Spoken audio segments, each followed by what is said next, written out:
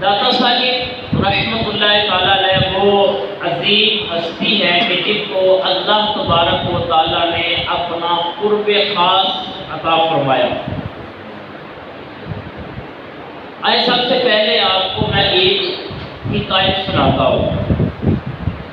رائے راجو ایک بہت بڑا غیر مسلم جادوگر تھا، مسلمان نہیں تھا، غیر مسلم تھا، بہت بڑا جادوگر تھا۔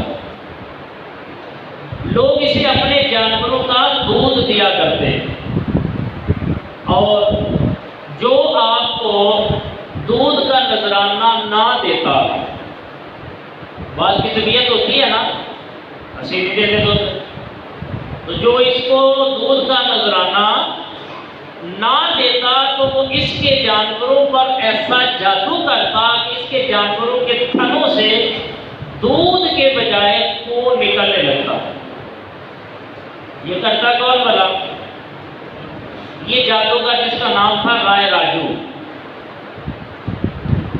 ایک دن ایک بوڑھی عورت رائے راجو کے پاس دودھ لے جا رہی تھی۔ ایک بزرگ نے اسے بلا کر فرمایا یہ دودھ مجھے دے دو اور اس کی قیمت جو بھی بنتی ہے لے لو۔ اس بوڑھی عورت نے کہا کہ ہمیں باہر صورت یہ دودھ رائے راجو کو دینا ہی پڑے گا، ورنہ ہمارے جانوروں کے تھنوں سے دودھ کے بجائے خون آنے لگتا ہے۔ یہ سن کر اس بزرگ نے مسکرایا اور مسکرا کر فرمایا اگر تم یہ دودھ مجھے دے دو، اگر تم یہ دودھ مجھے دے دو تو تمہارے جانوروں کا دودھ پہلے سے کہیں زیادہ بڑھ جائے گا۔ تم تو کہہ رہی ہو نا کہ دودھ کی بجائے خون آئے گا، یہ دودھ مجھے دو نا تو تمہارے جانوروں کا دودھ پہلے سے بھی زیادہ بڑھ جائے گا، زیادہ ہو جائے گا، برکت ہو جائے گی، پہلے سے بڑھ جائے گا۔ یہ سنتے اس بوڑھی عورت نے آپ کو دودھ پیش کر دیا، ٹھیک ہے، اور بندہ دیکھے نا یہی صورت حال ہوتی ہے کہ ذرا دیکھا یہاں منافع زیادہ ہے تو ادھر ہی بندہ لپک کے چلا جاتا ہے۔ اب وہ کون ہے کیسا ہے یہ نہیں سوچتے۔ اب ایک بندے کے ساتھ ڈیل چل رہی ہے، اب دوسرے بندے نے کہا کہ یہ تو سودا فلاں کو بیچتے تھے تو یار یہ مجھے دے دو، وہ کہتا نہیں یار چنگے دام لاتا ہے، کہ یار اس سے بڑھ کے مجھ سے لے لو، وہ کہتا وہ اس کے 2 سال کی 3 سال کی 4 سال کی جتنی بھی دیر کی اس کے ساتھ وہ چل رہی تھی وہ ختم، اور چل ٹھیک ہے جی کون تھوڑے نال صحیح ہوتا ہے نا اس طرح منافع بندہ سوچتا ہی ہے۔ بات اب یہ ایسی صورت تو نہیں تھی یہاں پہ، وہ تو ایک جادوگر تھا، وہ جادو کے زور پہ لوگوں کو جو ہے وہ برگلا رہا تھا۔ تو بوڑھی کہتی ہے کہ بھئی یہ تو رائے جوگی کو دینا ہے، ورنہ میرے جانوروں کے تھنوں سے دودھ کی بجائے خون آئے گا۔ تو بزرگ کہتے ہیں نہیں نہیں آپ یہ مجھے دے دیں تو خون نہیں آئے گا بلکہ دودھ بڑھ جائے گا۔ اس عورت نے وہ دودھ جو ہے وہ آپ کو دے دیا۔ اب جب وہ اپنے گھر گئی تو یہ دیکھ کر اس کی حیرت کی انتہا نہ رہی کہ اس کے جانوروں میں اس قدر دودھ تھا کہ تمام کے تمام برتن بھر جانے کے بعد بھی تھنوں سے دودھ ختم نہیں ہو۔ وہ بڑھیا دیکھ کے بزرگوں کو دودھ گھر جاتی ہے تو اتنا دودھ ہے جانوروں کے تھنوں میں کہ برتن بھی دودھ سے بھر گئے ہیں لیکن ابھی تھنوں میں دودھ باقی ہے، ختم ہی نہیں ہو رہا۔ جب اس بزرگ کی یہ کرامت زندہ کرامت تھی اور وہ لوگوں نے دیکھی، لوگوں میں عام ہوئی، تو گرد و نواح سے لوگ دودھ کا نذرانہ لے کر حاضر ہونے لگے۔ ایک طرف تو لوگوں کی عقیدت کا یہ حال تھا اور دوسری طرف رائے راجو یہ ماجرا دیکھ کر آگ بگولا ہو گیا۔ وہ جو جوگی تھا، جو جادوگر تھا، وہ یہ معاملہ دیکھ کر آگ بگولا ہوا کہ آخرکار ان بزرگ کی بارگاہ میں حاضر ہوا اور انہیں مقابلے کے لیے للکارتے ہوئے کہنے لگا اگر آپ کے پاس کوئی کمال ہے تو دکھائیں۔ رائے راجو جوگی جو تھا وہ آیا اور ان بزرگوں کے پاس اور آ کے کہتے ہیں کہ کچھ کمال ہے تو دکھائیں ذرا. بزرگ نے فرمایا میں کوئی جادوگر نہیں، میں تو اللہ کا ایک عاجز بندہ ہوں. ہاں اگر تمہارے پاس کوئی کمال ہے تو تم دکھاؤ. مجھ سے کمال پوچھ رہے ہو، تمہارے پاس کوئی کمال ہے تو تم دکھاؤ. یہ سنتے وہ اپنے جادو کے زور پہ نا ہوا میں اڑنے لگا، ہوا میں اڑنے لگا. وہ بزرگ یہ دیکھ کر مسکرائے اور کیا پتا کیا، اپنے جوتے ہوا میں اچھال دیے. جوتا پکڑا ہوا میں اچھالا، دوسرا بھی ہوا میں اچھالا. جوتے رائے راجو کے ساتھ وہ جو جوگی تھا، جادوگر تھا، وہ جوتے بھی اڑنے لگے. ان بزرگ کی یہ کرامت دیکھ کر رائے راجو اتنا متاثر ہوا کہ توبہ کر کے دائرہ اسلام میں داخل ہو گیا. نہ صرف مسلمان ہوا بلکہ آپ کے ہاتھ پر بیعت بھی کی اور آپ کی صحبت بابرکت سے فیض یاب بھی ہوا. ہو مدینے کا ٹکٹ مجھ کو عطا داتا پیا، آپ کو خواجہ پیا کا واسطہ داتا پیا. مجھ کو رمضان میں مدینے کی زیارت ہو نصیب، خرچ ہو راہ مدینہ کا عطا داتا پیا. حضرت امیر اہل سنت لکھ کے تو آگے فرماتے ہیں دو نہ دو مرضی تمہاری تم مدینے کا ٹکٹ. یاد آتا، دو نہ دو مرضی تمہاری تم مدینے کا ٹکٹ، میں پکارے جاؤں گا داتا پیا داتا پیا. تو میٹھے اسلام بھائی، ابھی آپ نے جس با کرامت ہستی کا ایمان افروز واقعہ اور کرامت آپ نے سنی کہ ایک نظر بلائے سے انہوں نے اس جادوگر کو کفر کے اندھیروں سے نکال کر نور اسلام سے منور کر دیا اور اسے مالا مال کر دیا. بھٹکے ہوئے راستے سے ہٹا کر صراط مستقیم پر گامزن کر دیا. کیا آپ جانتے ہیں یہ کون تھے؟ یہ عظیم ہستی، یہ عظیم شخصیت سیدنا داتا گنج بخش سید ابو الحسن علی بن عثمان حسنی جناتی حجویری جنیدی رحمت اللہ تعالی علیہ تھے. وہ جو بزرگ ملے تھے نا، وہ جو بڑھیا دودھ لے کے جا رہی تھی اور رستے میں وہ جو بزرگ ملے، میں نے آپ کو بتایا تو وہ بزرگ داتا بھی حجویری تھے. آپ نے اس بڑھیا کو کہا کہ یہ دودھ کہاں لے کے جا رہی ہو؟ تو وہ بڑھیا کہتی ہے کہ یہ تو رائے راجو جوگی کو دینے جا رہی ہو. تو داتا صاحب فرماتے ہیں کہ دودھ مجھے دے دو، جو قیمت بنتی ہے لے لو. تو کہنے لگی نہیں نہیں، یہ تو باہر صورت رائے راجو جوگی کو پہنچانا ہے. اگر ایسا نہ کیا تو میرے جانوروں کے تھنوں سے دودھ کی بجائے خون آنا شروع ہو جائے گا، کیونکہ جو اس کو نہیں نا دودھ دیتا وہ جانوروں پہ ایسا جادو کرتا ہے کہ دودھ کی بجائے تھنوں سے وہ خون آتا ہے. تو یہ دودھ نہیں کو دینا ہے. تو داتا صاحب فرماتے ہیں یہ دودھ تم مجھے دے دو تو کوئی خون نہیں آئے گا جانوروں کے تھنوں سے، بلکہ تمہارے جانوروں کا دودھ پہلے سے زیادہ بڑھ جائے گا. اس نے کہا ٹھیک ہے جی لے دیں ہم دودھ. وہ بڑھیا دودھ دیا اور گھر چلے گئی. اور گھر جا کے جب دیکھا تو اتنی برکت ظاہر ہوئی کہ اتنا جانوروں کے تھنوں میں دودھ ہے کہ گھر کے سارے برتن ہی بھر لیے، سارے برتن ہی بھر لیے. وہ داتا صاحب نے کیسا جو ہے وہ ایک اپنا اثر دکھایا کرامت کا. سارے برتن گھر کے بھر لیے، دودھ ابھی بھی تھنوں میں باقی ہے. تو جب یہ دیگر لوگوں کو پتا چلا بھئی یہ ایسی کرامت ایسی برکت، تو وہ بھی داتا صاحب کی بارگاہ میں دودھ لانے شروع ہو گئے. ان کے بھی جو ہے وہ جانوروں کے دودھ میں برکت شروع ہو گئی. اب ادھر جادوگر جو رائے راجو تھا یہ پریشان ہو گیا کہ یہ کون آ گیا مقابلے میں. یہ آپ کو بولا ہوا اور جا کے للکارا داتا صاحب کو، کہا ہے کوئی کمال آپ کے اندر تو دکھائے. آپ نے فرمایا میں تو اللہ کا بندہ ہوں، اب تیرے اندر کوئی کمال ہے تو دکھا نا. وہ ہوا میں اڑنے لگا. اس کے لیے بڑا کمال تھا ہوا میں اڑنا. یہ ہوا میں اڑنا کوئی کمال ہے؟ داتا صاحب نے اپنے جوتے اتار کے اچھالے، وہ ہوا میں اڑنے لگ گئے. ہوا میں اڑنا کون سا کمال ہے؟ داتا صاحب نے جوتے اتار دیے اور وہ ہوا میں اڑنا شروع ہو گئے. اور ایک جگہ میں نے پڑھا کہ وہ جوتے اس کے سر پہ جا کے نا پڑتے تھے. اور وہ نیچے آتا تھا، وہ جوتے پڑھتے تھے اس کے ساتھ پہ، وہ نیچے آتا تھا۔ بعد میں اس نے اسلام قبول کیا، کلمہ پڑھ لیا، مسلمان ہو گیا اور توبہ کی اپنے صاحب کا جو جادوگر تھا وہ سارے معاملات سے اوپر سے، اور پھر آپ کا فیض بھی ملا، آپ کی بیعت بھی کی، مرید بن گیا آپ کا۔ یہ داتا صاحب تھے۔ اللہ تبارک و تعالیٰ نے بڑی کرامتوں سے نوازا ہے داتا صاحب کو۔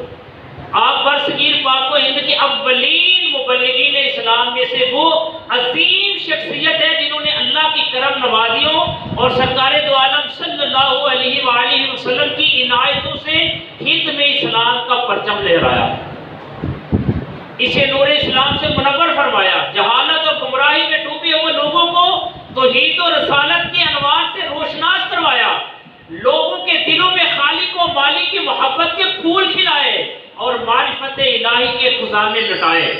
آپ کے درس و تدریس، وعظ و تبلیغ، اجتماعی و انفرادی کوشش، تصنیف و تحریر، روحانی قوت سے ہند میں نہایت تیزی کے ساتھ اسلام کی روشنی پھیلنا شروع ہو گئی۔ لوگ جوق در جوق دارہ اسلام میں داخل ہونے لگے اور داتا صاحب کی فیض سے فیضیاب ہونے لگے۔ آپ کا سلسلہ نسب حضرت سیدنا داتا علی حجویری علیہ رحمہ کی ولادت باسعادت کم و بیش 400 ہجری میں غزنی شہر مشرقی افغانستان کے محلہ جلاب میں ہوئی۔ آپ کی ولادت کے وقت کچھ عرصے بعد آپ کا خاندان محلہ حجویر میں منتقل ہو گیا۔ آپ کی کنیت ابو الحسن ہے، نام علی اور لقب داتا گنج بخش ہے۔ یہ لقب ہے آپ کا، القاب ہوتے ہیں نا، حاجی صاحب، حافظ صاحب، علامہ صاحب، تو ان کا لقب کیا ہے؟ داتا صاحب، داتا گنج بخش، یہ آپ کا لقب ہے۔ آپ کا شجرہ نسب اس طرح ہے، حضرت سید علی بن سید عثمان بن سید علی بن عبد الرحمن، اور آپ کا سلسلہ نسب مولا مشکل کشا حضرت سیدنا علی المرتضی کرم اللہ تعالی وجہہ الکریم تک پہنچتا ہے۔ آپ کا وسائل پر ملال وصال آپ کا اکثر تذکرہ نگاروں کے نزدیک 20 صفر المظفر 465 سنہ ہجری کو ہے، اور آپ کا مزار جو ہے وہ کون نہیں جانتا، لاہور میں، پاکستان، یہ ہمارے اسی صوبے میں ہے۔ اسی نسبت سے الحمدللہ ان کو ہم مرکز الاولیاء داتا نگر بھی کہتے ہیں۔ دولت دنیا کا سائل بن کے میں آیا نہیں، مجھ کو دیوانہ مدینے کا بنا داتا پیا، کاش میں رویا کروں عشق رسول پاک میں، سوز دو ایسا پائے احمد رضا داتا پیا۔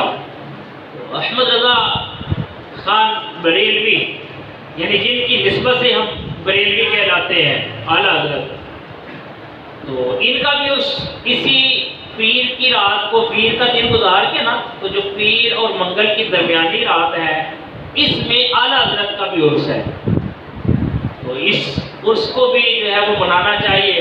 دعوت اسلامی کے زیر اہتمام کئی جگہ پہ ہوگا، فضان الدین رامپورہ رڑی میں بھی ہوگا، اور ادھر ابو حنیفہ مسجد میں بھی ہوگا، ادھر میکا پورہ بابے میری، یہاں پہ بھی دعوت اسلامی کے زیر اہتمام ان سے اعلیٰ حضرت ہوگا۔ جہاں موقع ملے تو آپ کے فیض سے حصہ پانا چاہیے۔ آج ہم تذکرہ داتا علی حجویری علیہ رحمہ کر رہے ہیں۔ داتا علی حجویری علیہ رحمہ کو اللہ تبارک و تعالیٰ نے بہت سے ظاہری باطنی علوم سے نوازا تھا۔ ظاہری آپ کی کرامات بھی بہت ہیں اور آپ پائے کے عالم دین ہیں۔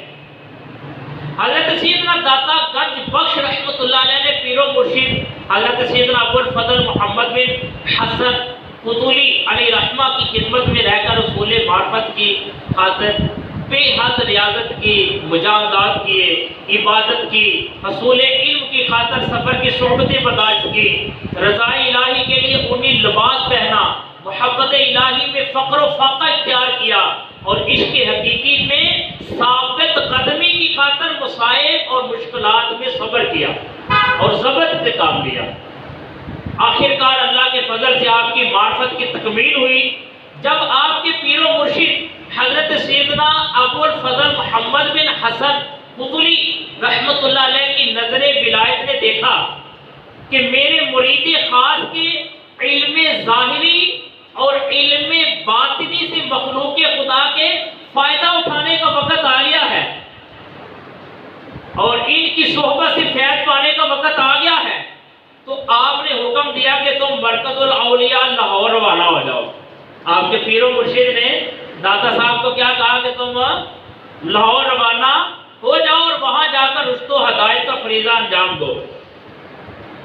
حضرت سیدنا داتا علی حجویری علیہ الرحمہ نے مرشد کا حکم سن کر عرض کی، حضور وہاں تو پہلے ہی میرے پیر بھائی اور آپ کے مرید حضرت شاہ میرا سید حسین بخاری زنجانی قدس سرہ النورانی موجود ہے، اور وہ تو کتب بھی ہیں۔ یہ کتب اور ابدال یہ اولیاء کے نا درجات ہوتے ہیں۔ تو جب پیر و مرشد داتا علی حجویری علیہ الرحمہ کو کہہ رہے ہیں کہ بیٹا آپ لاہور چلے جاؤ اور وہاں جا کے خلق خدا کو فیض تقسیم کرو، یہ کتنی بڑی بات ہے کہ پیر دیکھے کہ میرا مرید اب روحانیت کے اس درجے پہ پہنچ گیا ہے کہ اب خلق خدا اس سے فیض یاب ہوگی، اب خلق خدا اس سے فائدہ اٹھائے گی اور یہ ان سے جو ہے وہ اپنی روحانیت کا سلسلہ قائم کر کے ان کو فیض دیں گے۔ تو کہا بیٹا چلے جاؤ تم لوگ۔ تو روحانیت کی منزلیں تو انہی سے طے کی تھی، ادب سے حکم بھی سنا اور عرض کی حضور میرا پیر بھائی وہاں پہلے ہے تو صحیح آپ کا مرید وہاں، تو وہ تو کتب بھی ہے، تو پھر ان کے ہوتے ہوئے مجھے وہاں جانے کی کیا ضرورت ہے؟ تو یہ نہیں، اصل میں تو یہ پوچھنا چاہ رہے تھے۔ تو پھر کہتے ہیں مجھے وہاں جانے کی کوئی حکمت تو ہوگی، اس کی کیا حکمت ہے؟ پیر صاحب نے فرمایا تم اس بات کو رہنے دو اور فوراً جو ہے نا وہ روانگی کی تیاری کرو، جاؤ لو۔ انہوں نے تو اعتراض نہیں کیا کہ پہلے ہی آپ کا مرید وہاں موجود ہے میرا پیر بھائی، تو ان کے ہوتے میرے جانے کی کیا ضرورت ہے؟ نہیں، حکمت پوچھی کہ کوئی حکمت تو ہے نا جو آپ مجھے وہاں جانے کے لیے کہہ رہے ہیں، تو کیا حکمت ہے؟ اب فرماتے ہیں بیٹا چھوڑو حکمت کو، جانے کی تیاری کرو۔ دادا صاحب حکم مرشد کی تعمیل میں سفر پر روانہ ہو گئے۔ آپ نے سفر شروع کیا۔ جس دن آپ نے مرکز الاولیاء لاہور میں قدم رکھا اسی دن آپ نے ایک جنازہ دیکھا۔ داتا علی حجویری نے جس دن آئے لاہور اسی دن ایک جنازہ دیکھا۔ لوگوں سے دریافت کرنے پر معلوم ہوا، پتہ چلا کہ یہ جنازہ مرکز الاولیاء لاہور کے کتب حضرت شاہ میرا سید حسین بخاری زنجانی کا ہے، جن کے بارے میں دادا صاحب کہہ رہے ہیں کہ وہ میرا پیر بھائی وہاں ہے تو صحیح، تو ان کے ہوتے ہوئے مجھے جانے کی کیا ضرورت ہے؟ اور ادھر پیر کو پتا تھا کہ جو ادھر میرا مرید ہے اس کا وقت رخصت آ گیا ہے اور یہ پھل پک کے تیار ہو گیا ہے، اس کا وقت رخصت آ گیا ہے اور یہ پھل پک کے تیار ہو گیا ہے، اب اس کی جگہ ان کو بھیجنا ہے۔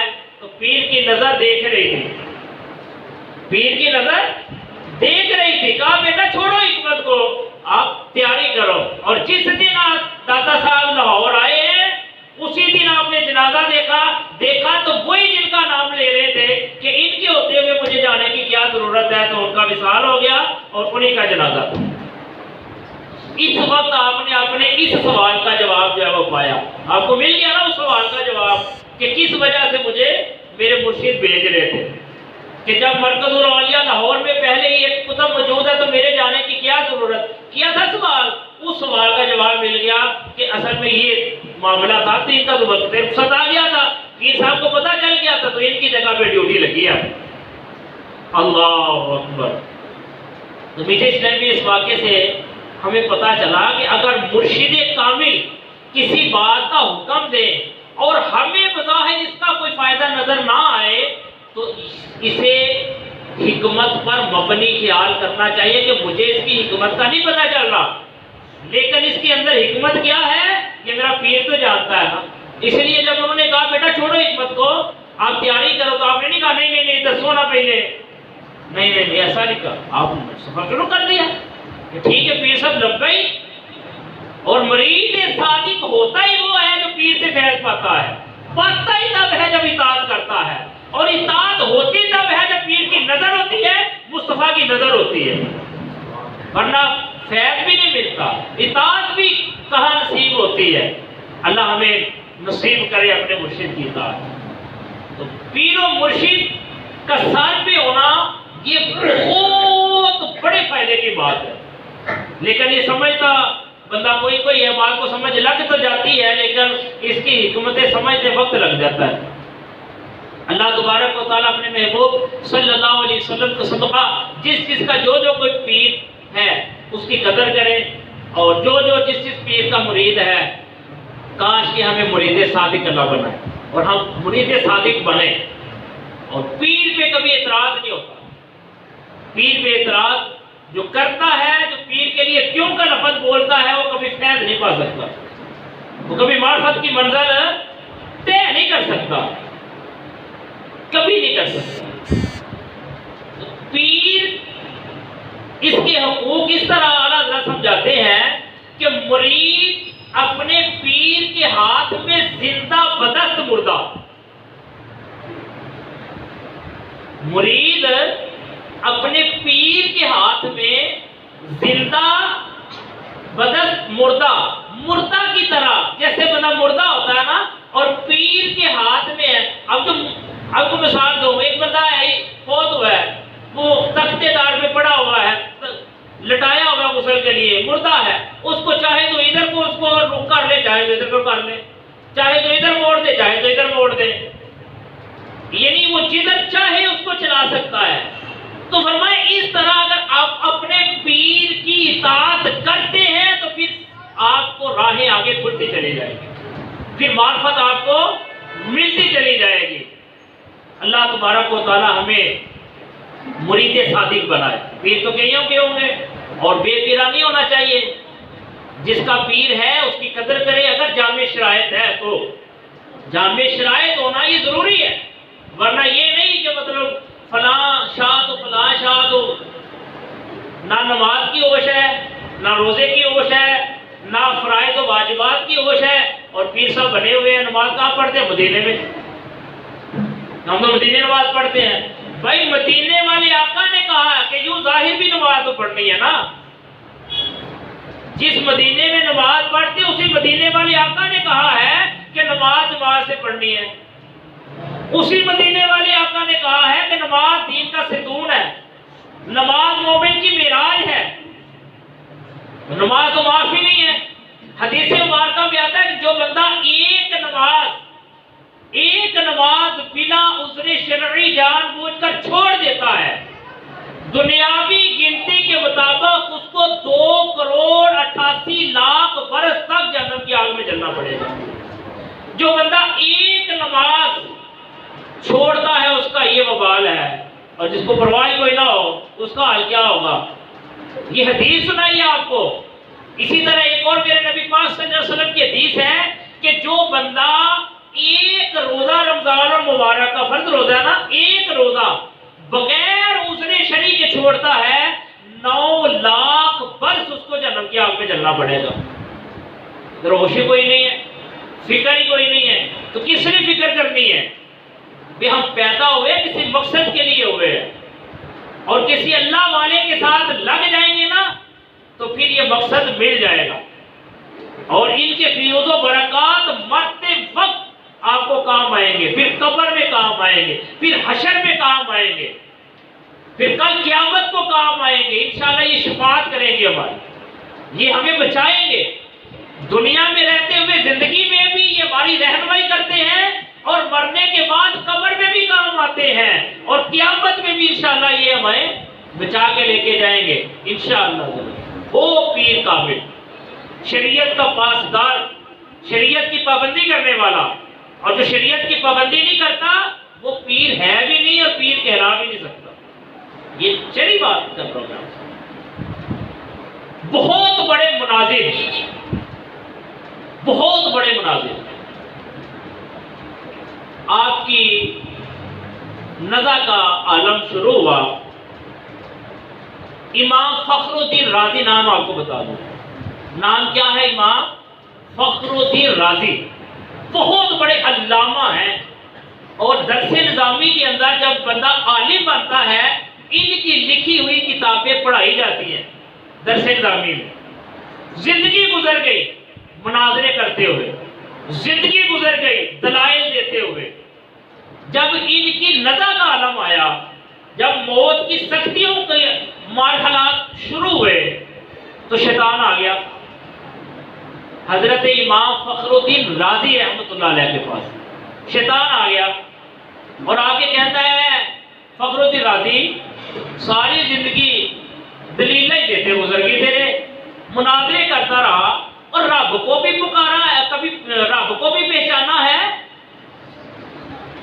اللہ کو بھی پہچانا ہے کہ اللہ ایک ہے۔ آپ نے فرمایا ہاں میرا اللہ ایک ہے۔ شیطان کہتا ہے کیا دلیل ہے اللہ ایک ہے؟ آپ ناظر اسلام تھے، آپ نے دلیل دی میرا اللہ ایک ہے۔ شیطان نے رد کر دی، آپ نے دوسری دلیل دی اللہ ایک ہے، شیطان نے وہ بھی رد کر دی۔ آپ نے تیسری دلیل دی کہ اللہ ایک ہے، شیطان نے وہ بھی رد کر دی۔ چوتھی دلیل، پانچویں دلیل، چھٹی دلیل، حتیٰ کہ 360 دلیلیں دی اللہ ایک ہے۔ کتنی دلیلیں؟ بہت بڑے علامہ تھے، مناظر تھے، 360 دلیلیں دی امام فخر الدین رازی رحمۃ اللہ تعالی علیہ نے کہ میرا اللہ ایک ہے۔ لیکن اس لعین مردود شیطان نے 360 کی ساری دلیلیں رد کر دی، اس کا توڑ کر دیا۔ وہ بھی معلم الملکوت رہ چکا ہے، فرشتوں کا بھی استاد رہ چکا ہے، علم شیطان کے پاس تھوڑا تھا، تو اس نے وہ 360 دلیلیں رد کر دی۔ اب نزع کا عالم ہے، موت کی سختیاں ہیں، پریشان ہے، اب کیا کرو؟ دور ایک مقام پہ آپ کے پیر صاحب جن کا نام تھا نجم الدین کبرا، یہ آپ کے پیر تھے امام فخر الدین رازی کے، دور ایک مقام پر پیر نجم الدین کبرا آپ وضو کر رہے تھے، وہیں آپ نے پیر کی طرف توجہ کی اور وضو کرتے کرتے پانی کا یوں چلو لیا، اچھالا پانی مرید کی طرف اور کہا اے فخر الدین کیا کیوں نہیں دیتا میں بغیر دلیل کے اپنے رب کو ایک مانتا ہوں۔ آپ نے وہاں نزع کے عالم میں پیر کی سماعت کی، توجہ لی اور کہا اے لعین میں اپنے رب کو بغیر دلیل کے ایک مانتا ہوں، مجھے دلیل کی حاجت نہیں ہے۔ تو آپ کا ایمان پر خاتمہ ہوا۔ شیطان نزع کے عالم میں آ کے جب موت کی سختیاں ہوتی ہے تو طرح طرح سے برگلاتا ہے، مختلف شکلوں میں آتا ہے، کبھی نصرانی بن کے، کبھی یہودی بن کے، کبھی کسی شکل میں آتا ہے، حتیٰ کہ عزیزوں کی ماں کی شکل میں، کبھی باپ کی شکل میں کہ بیٹا یہ مذہب اختیار کر لو اس میں نجات ہے، بیٹا یہ مذہب اختیار کر لو اس میں نجات ہے۔ ایک تو موت کی سختیاں، وہ اپنی جگہ پہ نزع کا عالم چل رہا ہے، اور اس وقت شیطان آ کے اس طرح کے حملے کرتا ہے، اور اس وقت اگر پیر کامل ہوا تو پھر اس پیر کی توجہ آئے گی اور انشاءاللہ بیڑا پار ہو جائے گا۔ اس لیے جن کے پیر ہیں ان کی قدر کریں، ان کی اطاعت کریں، اور جن کا کوئی پیر نہیں ہے میں ان کو ایک مشورہ دیتا ہوں کہ وہ میرے غوث پاک کے مرید بن جائیں، حضور غوث پاک کے مرید بن جائیں۔ الحمدللہ میر اہل سنت حضرت علامہ مولانا ابو بلال محمد الیاس ستار قادری نظوی دامت برکاتہم العالیہ آپ اپنے مریدوں کو حضور غوث پاک کا مرید بناتے ہیں، یعنی اپنے مریدوں کو اپنے ذریعے حضور غوث پاک کا مرید بناتے ہیں، اور میرے غوث پاک رضی اللہ تعالیٰ فرماتے ہیں کہ میرا کوئی مرید بغیر توبہ کے نہیں مرے گا۔ یہ خوشخبری ہے مریدوں کے لیے، یہ خوشخبری ہے۔ میرے غوث پاک فرماتے ہیں میرا کوئی مرید بغیر توبہ کے نہیں مرے گا، بہت بڑی خوشخبری ہے۔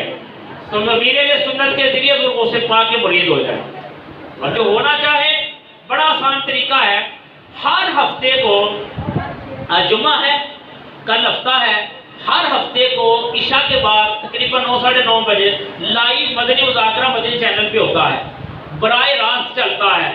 وہاں پہ بھی ہر مدنی مذاکرے میں تقریباً 10 ساڑھے 10 کے آگے پیچھے امیر اہل سنت لائیو جو ہے وہ بیعت کا سلسلہ کرتے ہیں، کرواتے ہیں۔ خط کے ذریعے بھی بندہ بیعت ہو سکتا ہے، فون کے ذریعے بھی بندہ بیعت ہو سکتا ہے، جا کے بھی بندہ بیعت ہو سکتا ہے۔ اگر آپ چاہیں اپنا نام، اپنی عمر مجھے دے دیجئے گا لکھ کے، تو میں آپ کو جو ہے وہ آپ کا ڈیٹا بھیج دوں گا اور وہاں سے رپلائی آ جائے گا اور لیٹر بھی آ جائے گا۔ تو اس طرح بھی ہو سکتا ہے۔ مطلب جو جس کا مرید ہے اپنے پیر کی قدر کرے۔ جس نے ابھی تک بیعت نہیں کی، میرا مشورہ ہے وہ میرے میں سنت کے ذریعے حضور غوث پاک کا مرید ہو جائے۔ حضور غوث پاک رضی اللہ تعالیٰ فرماتے ہیں میرا دست حمایت میرے مریدوں پر اس طرح سایہ کنا ہے کہ جس طرح آسمان زمین پہ سایہ کیے ہوئے ہیں۔ حضور غوث پاک جی جی میں عرض کرتا ہوں، دیکھیں حضور غوث پاک رضی اللہ تعالیٰ عنہ یہ بھی نائب ہیں نبی پاک صلی اللہ علیہ وآلہ وسلم کے۔ قرآن پاک میں اللہ تبارک و تعالیٰ نے فرمایا کہ کل آپ جب اٹھو گے نا تو اپنے اماموں کے ساتھ اٹھو گے، کل قیامت میں بھی اپنے اماموں کے ساتھ ہوگے۔ یہ قرآن آپ کو بتا رہا ہوں، میں کوئی اور کئی جگہ سے نہیں میں بیان کر رہا، بعد میں آپ کہیں گے آپ کو میں دکھا بھی دوں گا سارا، ٹھیک ہے۔ تو یہ سارا کانسیپٹ وہاں سے ہی آ رہا ہے۔ یہ جو پیر ہے یہ پیر شفاعت کیسے کرے گا؟ یہ بھی نبی پاک صلی اللہ علیہ وآلہ وسلم کے فیض سے کرے گا۔ مرید کو جو فیض ملتا ہے وہ اپنے پیر کے ذریعے، اور پیر کو جو ملتا ہے اپنے پیر کے ذریعے، اور ان کو جو ملتا ہے اپنے پیر کے ذریعے۔ تو یہ جو سلسلہ ہے یہ چلتی چلتی، یہ جو کڑی سے کڑی چلتے چلتے یہ جاتی ہے مولا مشکل کشا علی المرتضیٰ کرم اللہ تعالیٰ وجہ الکریم تک، اور وہاں سے جاتی ہے سیدنا ابوبکر صدیق اور حضور میرے مصطفیٰ جان رحمت صلی اللہ علیہ وآلہ وسلم تک۔ تو یہ فیض تو ادھر سے ہی آ رہا ہے، یہ نہیں کہ ان کی کوئی الگ شریعت نہیں ہے، یہ انہی کے پیچھے چلاتے ہیں۔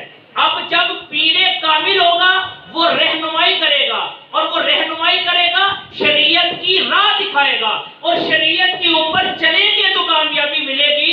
اور یہ تو بالکل واضح حدیث ہے نبی پاک صلی اللہ علیہ وآلہ وسلم کی کہ قیامت کا دن ہوگا، جو نیک لوگ ہوں گے، جو جنتی ہوں گے، ان کو کہا جائے گا نیک لوگوں کو کہ تم جنت میں چلے جاؤ، جنت میں چلے جاؤ، جانے کا حکم ہوگا۔ اور جو علماء ہوں گے ان کو روک لیا جائے گا، ان کو روک لیا جائے گا، ٹھہرا لیا جائے گا کہ تم ٹھہرو۔ کیوں روکا جائے گا؟ کہا کہ ان میں سے جو آپ چاہتے ہو نا، جو ان کو پہچانو، جو تمہارے متوسلین ہیں، جن کو تم پہچانتے ہو، جو تمہارے ساتھ وابستہ تھے، حتیٰ کہ اگر کسی نے کسی کو وضو کروایا ہوگا وہ بھی کہے گا میں نے آپ کو وضو کروایا تھا، میں نے آپ کو راستہ دکھایا تھا۔ تو علماء کو روک لیا جائے گا۔ حدیث مبارکہ مفہوم ہے کہ ستاروں کی مانند علماء جو ہے وہ شفاعت کریں گے اور یہ لے کے جائیں گے۔ نبی پاک صلی اللہ علیہ وسلم کی شفاعت حق ہے، ایسا نہیں کہ وہ شفاعت نہیں کریں گے، وہ شفاعت کبریٰ ہے، بڑی شفاعت، سب سے بڑی شفاعت وہ نبی پاک صلی اللہ علیہ وسلم کی ہے۔ اور نبی پاک صلی اللہ علیہ وسلم کی شفاعت کے ساتھ ان کے وسیلے سے، ان کے فیض سے پھر یہ اولیاء بھی شفاعت کریں گے، اور اولیاء بھی شفاعت کر کے اپنے مریدوں کو، اپنے متوسلین کو یہ بھی جنت میں لے کے جائیں گے۔ پھر جو قرآن کے ساتھ محبت کرنے والا ہے یہ قرآن بھی شفاعت کرے گا، یہ قرآن بھی جنت میں لے کے جائے گا۔ جو روزے سے محبت کرنے والا ہے یہ روزہ بھی شفاعت کرے گا اور روزہ بھی جنت میں لے کے جائے گا۔ اور یہ جو بندہ سورہ ملک روزانہ رات کو پڑھتا ہے، ہر رات سورہ ملک پڑھتا ہے، حدیث پاک اسی مصطفیٰ جان رحمت نے فرمایا جو روزانہ رات کو سورہ ملک کی تلاوت کرتا ہے، یہ 29ویں پارے کی شروع سے یہ شروع ہوتی ہے سورت، فرمایا یہ شفاعت کرنے والی سورت ہے، یہ کل بروز قیامت یہ اللہ کی بارگاہ میں اس بندے کی شفاعت کرے گی کہ مولا یہ روزانہ مجھے پڑھا کرتا تھا، اے اللہ اس کو بھی جنت میں بھیج، اس کو بھی فرمایا اس کو جھگڑا کرنے والی سورت بھی کہا جاتا ہے، شفاعت کرنے والی سورت، مولا یہ مجھے قرآن سے نکالے اس کو بھی جنت میں بھیج۔ اللہ اس کو تو قرآن سے نہیں نکالے گا، اس کے صدقے میں اللہ جنت میں اس بندے کو لے جائے گا۔ پھر جو جن عورت کا بچہ جو ہے وہ پورا دنوں کا نہیں ہوتا، یعنی 9 ماہ سے پہلے ہی یعنی حمل اس کا گر جاتا ہے، اور وہ کچا بچہ گر جاتا ہے، وہ بھی کل اللہ کی بارگاہ میں والدین کے لیے گویا کہ جھگڑا کرے گا اور سفارش کرے گا اور اپنے والدین کو جنت میں لے کے جائے گا۔ اور جو بچہ نابالغی کی حالت میں فوت ہوتا ہے، اس کا عقیقہ کیا ہے اور نابالغی کی حالت میں وہ فوت ہو جاتا ہے، اس کے حقوق پورے کیے، وہ بچہ بھی کل بروز قیامت اللہ کی بارگاہ میں شفاعت کروائے گا۔ ایک حافظ جو قرآن پاک حفظ کرتا ہے، وہ حافظ بھی اپنے خاندان والوں میں سے 10 بندوں کی سفارش کر کے شفاعت کروا کے گنہگاروں کو جہنم میں سے جنت کی طرف لے کے جائے گا۔ تو اس شفاعت کی کئی صورتیں ہیں۔ میرے نبی پاک شفاعت کریں گے، اولیاء بھی شفاعت کریں گے، علماء بھی شفاعت کریں گے، اور پیر کوئی اپنی کو شریعت میں نہیں چلاتا، ٹھیک ہے، بس بس آتا ہے سوال، علم کی چابی ہے، ایک بندہ سوال کرتا ہے تو 10 کو اور کو علم ہو جاتا ہے نا۔ تو یہ ایسا نہیں ہوتا کہ جو سوال کرنے والا اس کو اس کا علم نہیں ہے، بعض جب دفعہ سوال کرنے والا اس وجہ سے بھی سوال کرتا ہے کہ تاکہ اس کی وضاحت ہو جائے تو جن کو نہیں پتا اس کو بھی پتا چل جائے، تو اس لیے اس نے ذہن بھی رکھنا ہے۔ تو دیکھیں کتنی چیزوں کا پتہ چلا، حالانکہ یہ میں نے کھول کے بیان نہیں کرنا تھا، لیکن ان کے سوال کرنے کی وجہ سے مزید میں نے اس کو کچھ تھوڑا ٹچ دیا ہے، مزید بہت کچھ دل کر رہا ہے، لیکن چونکہ وقت نہیں ہے، انشاءاللہ عز و جل اگلے جمعہ المبارک میں کچھ اس کو بھی ٹچ دوں گا، اور اگلے جمعے کو جو موضوع ہے ربیع النور شریف کی بھی آمد ہے نا، اگلے جمعے کو اختیارات مصطفیٰ پہ انشاءاللہ ہم بات کریں گے۔ ابھی وقت پہ آئیے گا، میں بھی انشاءاللہ کوشش کروں گا، تو انشاءاللہ عز و جل اگلا جمعہ جو ہے وہ میرے نبی پاک کو جو اللہ نے اختیارات دیے ہیں نا، وہ جس کے لیے جو چاہے عام کر دے، جس کے لیے جو چاہے خاص کر دے، تو اس اختیارات مصطفیٰ صلی اللہ علیہ وسلم کے موضوع پر اگلے جمعے کو بیان ہوگا۔ اللہ عمل کی توفیق عطا فرمائے۔